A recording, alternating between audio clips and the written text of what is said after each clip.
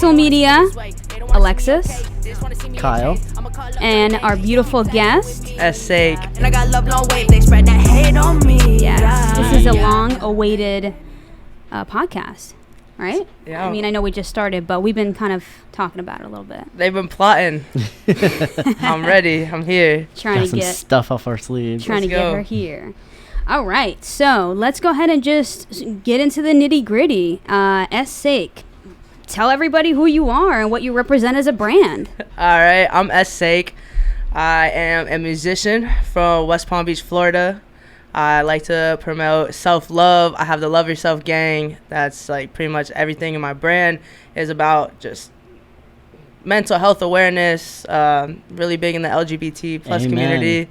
You know, just like really pushing being yourself and staying true to you. And yeah, just trying to be a better person in this world, trying to be a better like image for these kids to look up to, because I feel like there's a lot of bad stuff out there. So if you could just be a slight change, why not be it, you know? Yeah, I'm there for absolutely, it. absolutely. And I can't wait to talk about your music, because that's one of the biggest things. Like when I listen to your music, like I sit there and I listen. Thank you. You know, I'm not just like scrolling past and like try to sit there and I'm listening to each word, and your words are like deep. Thank and you, I and they're appreciate that. meaningful. You know, I've known you for a long time. Yeah, a long time, like my whole life, pretty much. I know.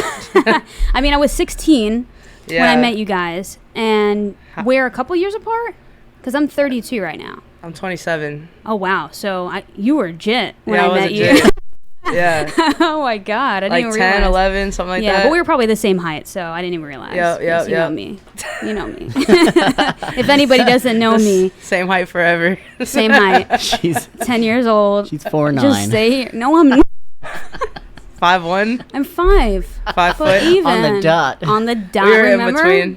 We were in between. Yeah, I guess. I mean, so. I can't talk mess. I'm only 4 inches taller. Are you 4 inches taller? 5'4". According to my license. Dang. At one point 5'4". on my license, I said I was 5 foot, and the girl was looking at me like, "Really?" And I'm like, "Yeah, I'm 5 foot." And then You're 4'9". And then on my license, she put 5'6". So no wonder she was confused. She probably thought I was saying 5'6", and I was like 5 Did your license foot. say 5'6"? The old one did. This one doesn't. But like at one point, I was like, they're gonna think like I have a fake fake ID. ID. That's some bullshit. That's She actually was so hilarious. nasty.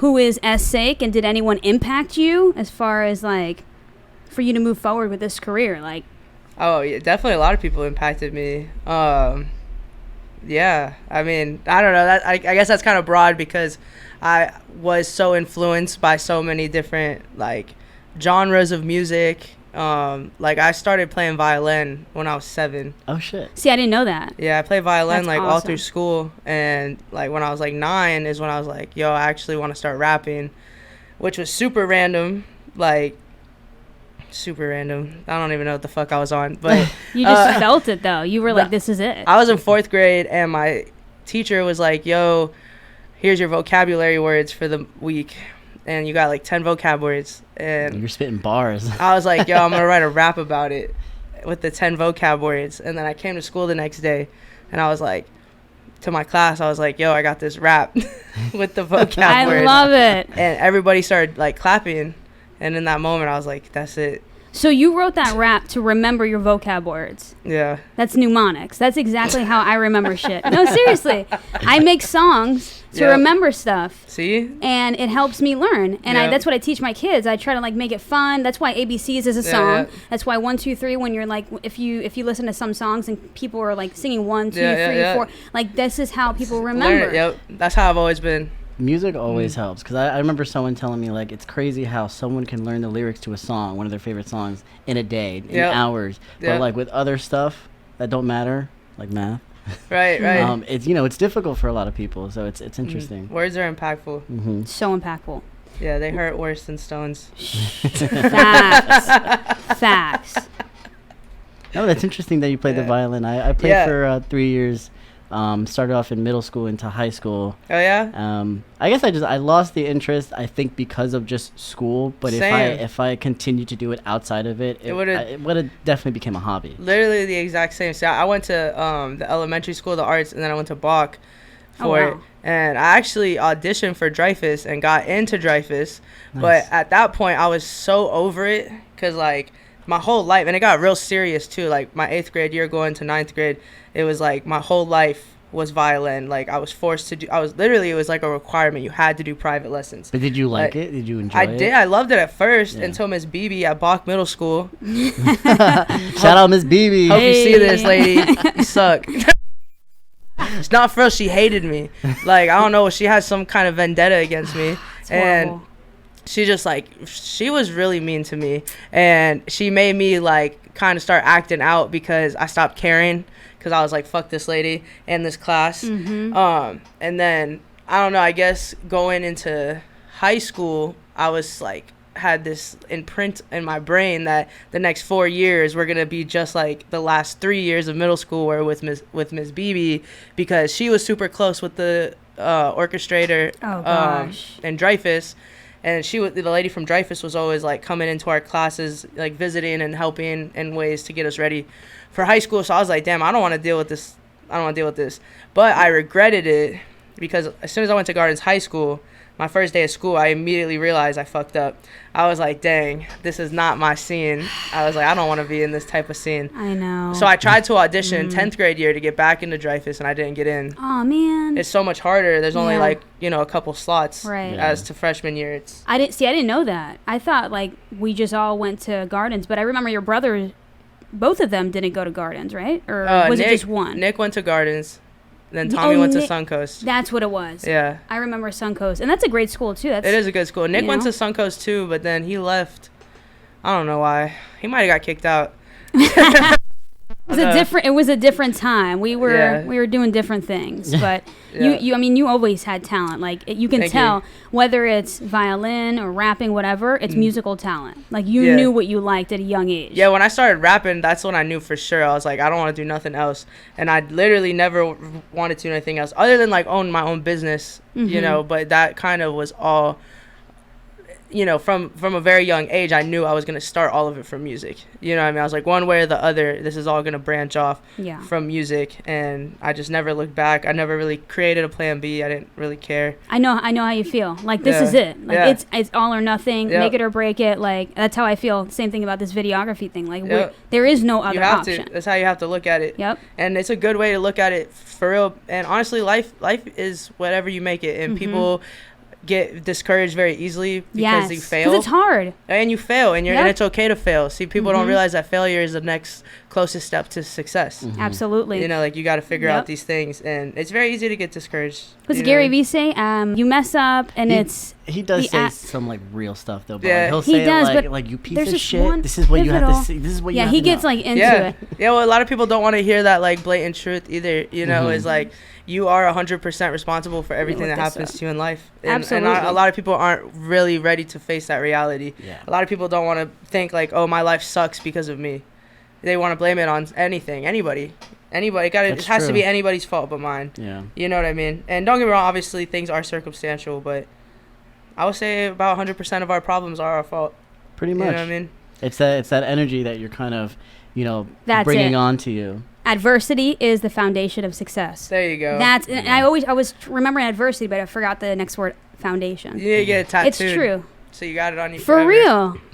We've been talking about the next tattoo. I'm just trying to figure out where and what. Gary Vee. Gary Vee, I love you.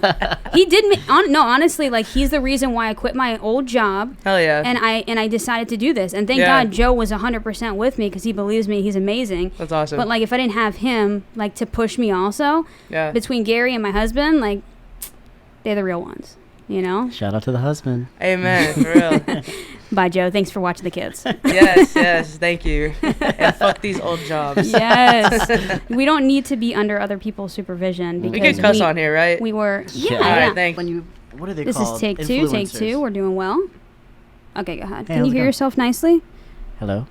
Yo. All right, cool. Yeah, so we were talking about hate comments on your social media platform and whatnot, and I agree. Like, leave it there because it honestly shows their character through their words and their comments. But it's ridiculous how I can go on Instagram and see like a influencer or a celebrity's page, and the amount of random negative comments that have nothing to do with the post itself. Yep. But it's also honestly it's great because see all these people who are trolls or just angry people at home, they don't understand they're actually boosting every time you comment or on anybody's post. Anytime there's a play on a reel or a TikTok, you're literally just boosting. It doesn't matter what you post. You could put an emoji, you can say this sucks, you could say this is awesome. You're just pushing that person more into an algorithm. So like that's why I leave it personally too, because it's like you're only helping boost engagement, because at the end of the day, a good point. That's all I'm really on social media for, is to engage. That's you know, true. like it's a business to me and I'm trying to make money off of it. So tell me I suck, tell me I'm fat, tell me I'm trash, I'm gay, I'm whatever, you know what I'm saying? Like, I'm all for it. But it does get frustrating too, because especially when you're putting out positivity and then there's still people coming at you with negativity. You're like, damn, bro, you really hate yourself. Like, that's the only... It's all them. It's nothing to do with anybody else. It's all them. Yeah, but let the haters hate. Absolutely. Yeah, that's an amazing mindset. It's just, it's unfortunate for some people that don't know how to program themselves to think like that. Like, they do take it to the heart, and it sucks. You know, a lot of people, you know, they do bad things because of other people's words and actions. It's very unfortunate. Yeah, it is sad. The internet's sad, though. It is. But we have to use it for a good, positive platform to make ourselves get to the top. And that's why we're here. 100%. Right? Right? Let's see. Well, I'm trying to change the world, honestly. And even if it's like a little bit at a time, that's like pretty much my end goal, is just to help any way that I can. No, not like to the point, maybe not like run myself thin, but I don't know. I just want to be able to be a staple in this life, and maybe not be able to live forever, but like leave something that lives forever, you know, and be able to create things that are just going to continuously be working themselves through time, no matter what it is, whether it's, you know, a charity or multiple charities or businesses or a label, nonprofit or something. Yeah, exactly. You know, just trying to build something that when I'm not here, it'll still be here. Absolutely. Like a legacy. Know? Yeah, absolutely.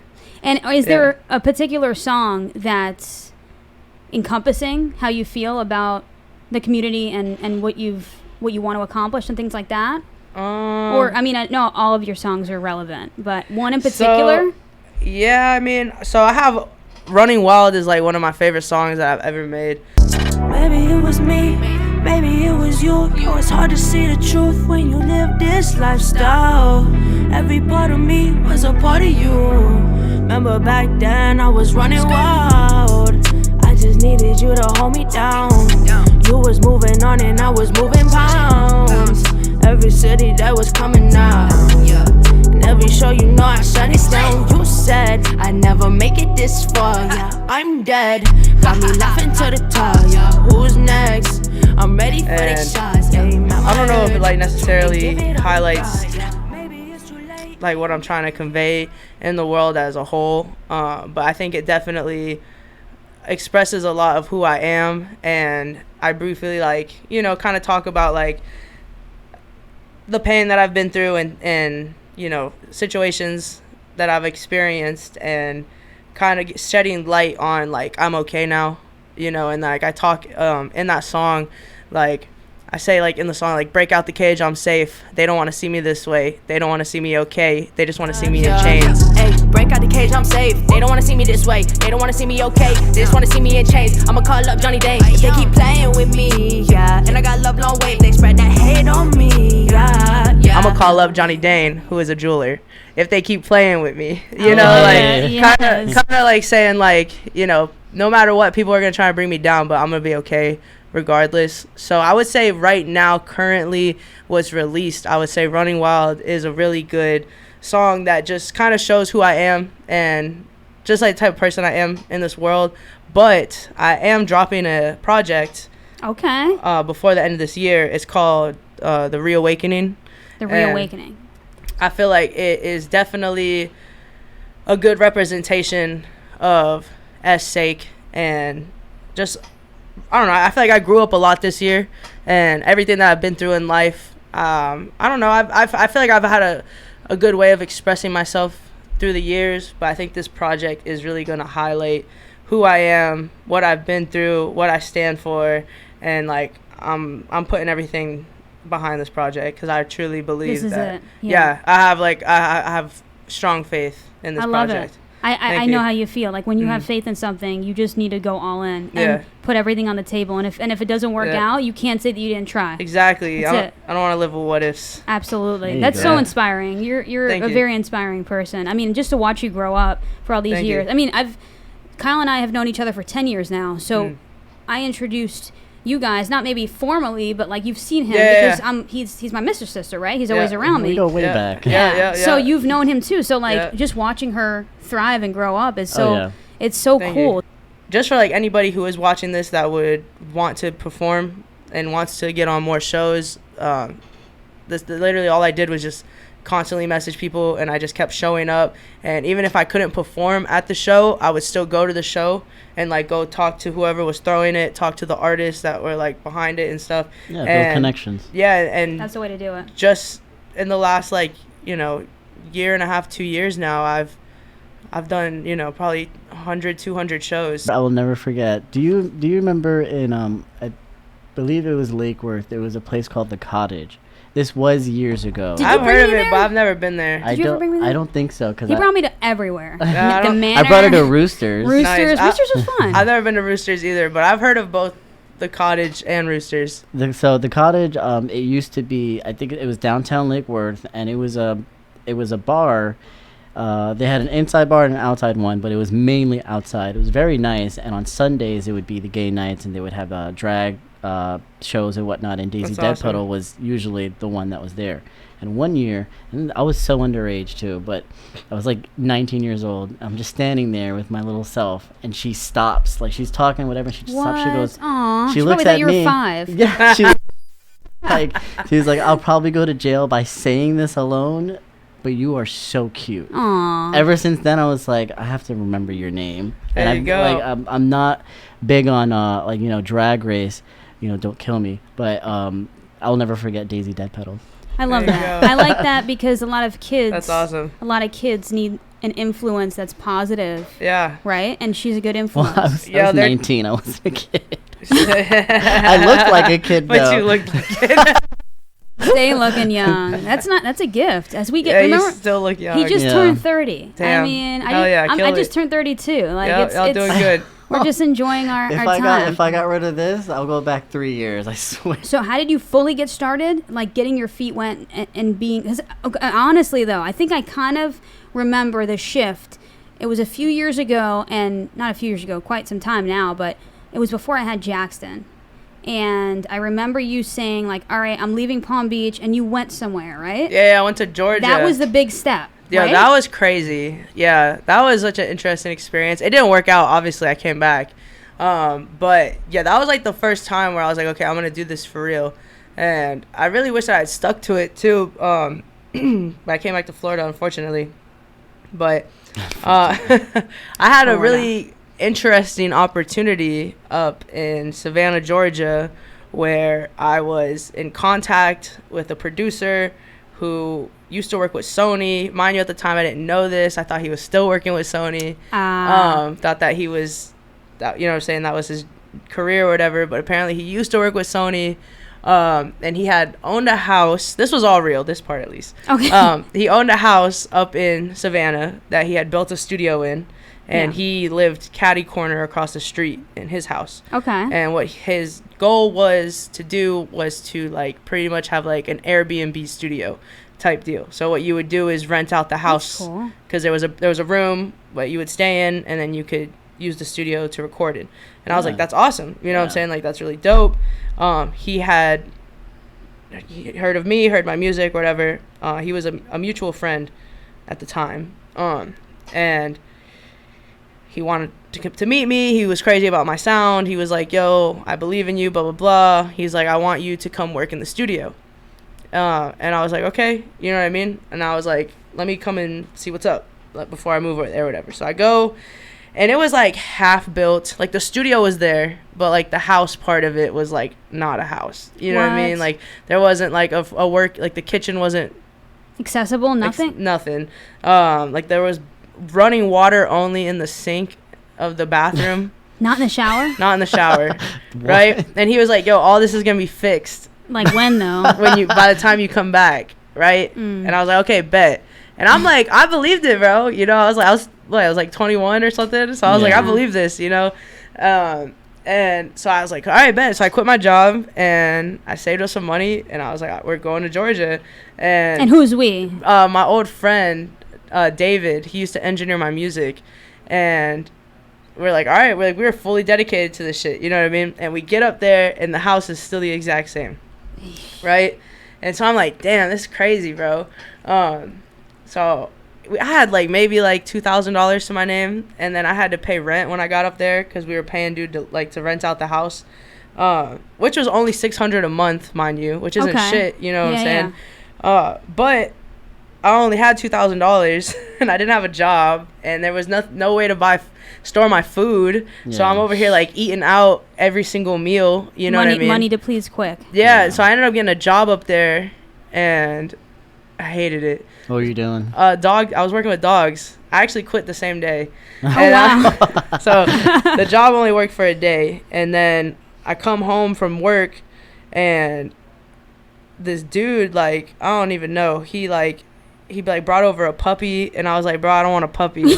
And he was like, what the fuck? I don't know, it was crazy, bro. Honestly, it was really crazy. That was kind of like what really set off all the drama. I skipped a part. I had got a dog before the puppy. It was a full-grown dog because I don't fuck with puppies. Yeah, they're a lot of work. They're a lot of work. Who has time for a puppy? I agree. And we're in a studio, bro. Like, what? With only a little bit of running water. Yeah, you know what I mean. Like, we don't need a puppy pissing and eating cords. Like there was cords all over the place like this. You know what I'm saying? Like, we don't need a puppy. So he made me get rid of the dog. Right? No. What? This dog was awesome. Nala, I miss her. You get rid of a dog and then bring a puppy home? Right? That's why I tripped. So, like, he's like, you can't have this dog. And here's a puppy. Mind you, bullshit is this? Mind you, I had already told him before. I was like, yo, I'm going to get a dog. I was like, don't worry. Like, I literally do this for a living. I know how to take care of dogs. Like, I'm a behavioralist with dogs. Like, you don't have to worry about me bringing home some out-of-pocket dog. Right? And he was like, that's fine. And I told him, too. I was like, A, I don't have a gun here. And B, I don't know nobody. And we're in the middle of the hood, bro. Like, we need a dog. There's thousands of dollars of equipment in here. Yeah. And he had 2 dogs at his house, too, across the street. And then, I don't know what bro's issue was. So he's like, you got to get rid of the dog. And I'm like, damn. So it, like, started all this drama because I really love the dog. She was a great dog. Beautiful dog. And my homie made a point. He was like, bro, did you come up here to do music or did you come up here to worry about a dog? And I was like, damn, you're right. Okay. Fuck the dog. So I got rid of the dog. Okay. I gave the dog back to the people we got the dog from. And then I come home the next day and literally bro had a puppy. So I'm like, bro, you're tripping. I really like, felt like you were going crazy. Yeah, literally. I was like, oh. If 1 + 1 is 2. Right. So there's this then puppy. What the fuck is this? And I'm like, dog, you gotta come get this dog. Right. There's no way. I'm not even making this up. When I came home to the puppy, he had a cord in its mouth. He was, he was exactly already, what you said. Yeah, he was already chewing on a cord, and I was like, he starts freaking out on me, right? And I don't know. He was like, "You've just been nothing but problems since you got here." I was just like, "Bro, I'm like, you got us living in a house with no water, bro." Like. So you're really stressing me out. But it was so crazy dope. Other than him, bro, like we were in downtown Savannah every day.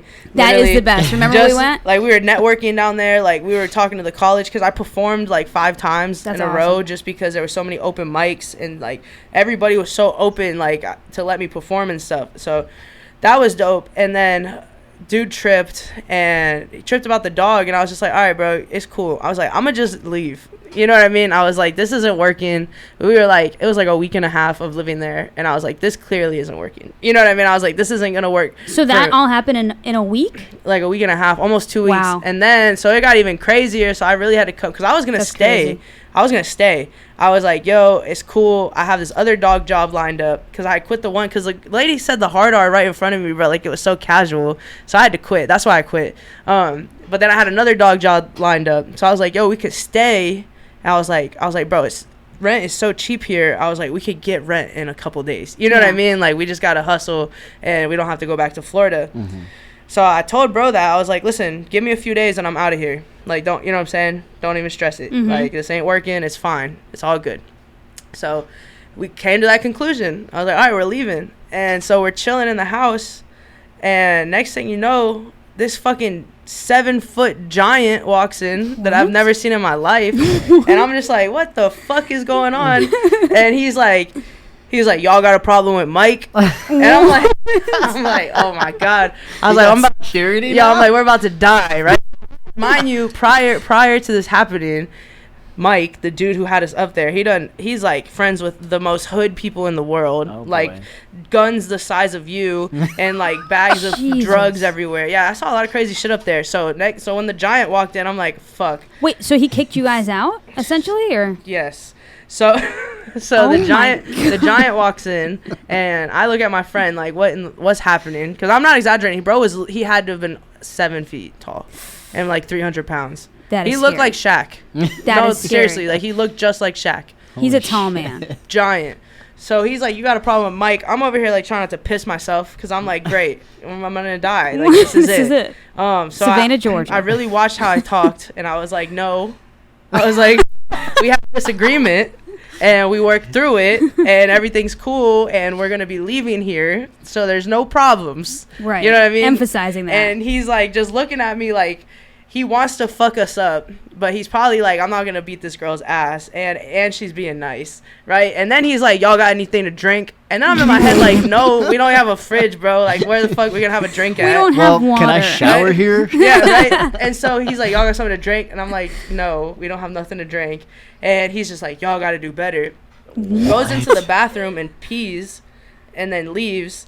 And I'm like looking at my friend like, bro, we gotta get the fuck out of here. We don't want to see that guy scary. again. And this is when it got real, bro. 5 minutes later, they shot the house up. Nuh-uh. Oh my God. Are you serious? I swear to God, bro. Were you there, or in did the you? house? Yes, bro. I had to duck from bullets. No freaking way. Yeah, like the window got shattered. The whole house vibrated, bro. I was scared for my life. Where were you in the room? I was literally in the living room. My whole body shook, and like, Oh my God. it shot through the house. Thankfully, it didn't hit neither of us, which is so stupid to me. But he had his equipment taken out, so he wasn't hitting none of his equipment. Because I would have robbed all his shit. He had, long story short, his cousin graduated the day before, and they had a party. So he had taken all of his equipment and like was able to like set up his mic and shit to make it like his recording mic he used as like on the speakers or whatever to do like a little DJ set. So he didn't have none of his equipment in the house. Ironically, though. Ironically. And then he shot, and the house was already fucked up too. Like when I say it was like half built, it was literally like half built. So they shot at the house, and yeah, we just got the fuck out of there. That's it. Yeah. I mean, I think the trajectory changed for you on purpose. Like, I know that you were discouraged, but like I feel like we all have to go through that, unfortunately. Yo, it was because crazy. how can we appreciate it, right? It was crazy. It was a crazy experience, and I don't know. Yeah, like I wouldn't change any of it. Honestly, like looking back, I'm like, damn, we really went to Georgia, tried to chase our dreams. We really got shot at, and now we're back. He can pull up on me anywhere he wants. Listen, we call him Turkey Bravo. I know we're not trying to promote violence, but he did leave one of his AKG keyboards, like the keyboards with the beat pads on it. It's like $1,000. I thought that was a gun. No. AK. No, it's a music equipment. So we took that shit because you still use it? No, it broke, and we were piping it all the way into the day that it broke.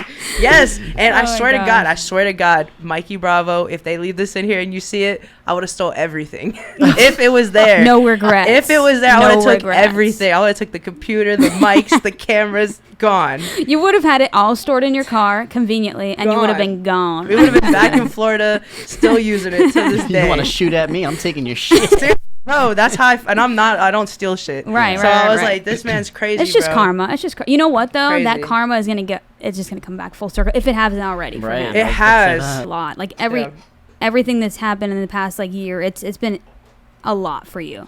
But I really think that you did the opposite of what you did a few years ago. Absolutely. And you're channeling the energy in such a positive way. Thank you. That, like, I'm so proud of you. Thank you. To watch you grow. And I really hope that you take that in stride and just keep going. Like, fuck it. Yeah, you have to. Thank you. And I am. I'm just getting started. I know. I know. I feel you. So are we. Yeah. We're just gonna all make it together. Yeah. Like Olive Gardens and like Jupiter area. We're just gonna like help each other climb to the top. Put it on the map.